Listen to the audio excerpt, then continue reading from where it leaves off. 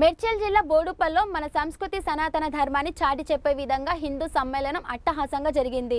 హిందూ ధర్మానికి ఎదురవుతున్న సవాళ్లను ఎదుర్కొనేందుకు హిందువులంతా ఒకే శక్తిగా ఏకం కావాలని ముప్పవరపు వెంకట సింహాచల శాస్త్రి ఇతర ముఖ్య అతిథులు పిలుపునిచ్చారు.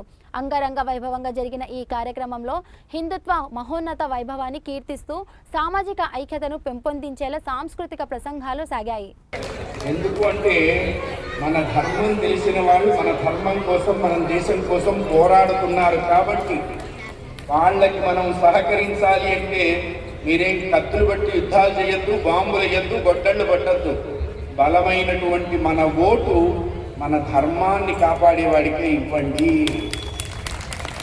ఆ గాయత్రి నగర్ కాలనీలోని గాయత్రి అమ్మవారి టెంపుల్లో అంగరంగ వైభవంగా జరుగుతున్న హిందూ సమ్మేళనకు పార్టీలకు అతీతంగా అన్ని పార్టీల నాయకులు, కాలనీ అధ్యక్షులు, కార్యదర్శులు హిందూ సమ్మేళనకు హాజరైనందుకు వారి అందరికీ ధన్యవాదాలు. ముందుగా పాత్రికా మిత్రులకు కూడా ధన్యవాదాలు. ఈ చక్కటి కార్యక్రమాన్ని వాళ్ళు వీక్షించి లైవ్ ప్రోగ్రాం పెట్టినందుకు. ముఖ్యంగా మేము చెప్పదలుచుకున్నది ఒకటే, మనం కేరళ ఫైల్ చూసినాం, కాశ్మీర్ ఫైల్ చూసినాం. ఇయర్ ఆఫ్టర్ మనం చూడాల్సింది ఒకటే, సింధూర్ ఫైల్ చూడాలి. ఎందుకంటే మిత్రులు చెప్పినట్టు మన దౌర్భాగ్యం ఏంటంటే మనకు శత్రువు ఎవడో కాదు, మన హిందూ శత్రువు అయ్యిండు. ఎందుకంటే వాడు సగౌరవంగా ఏ రోజైతే హిందూ అని చెప్పుకోగలుగుతాడో అప్పుడు భారతదేశం కాషాయంగా మారుతుందని విశ్వసిస్తూ జై శ్రీరామ్. జై భారత్ మాతాకి, జై దుర్గా మాతాకి, జై గాయత్రి మాతాదేవికి.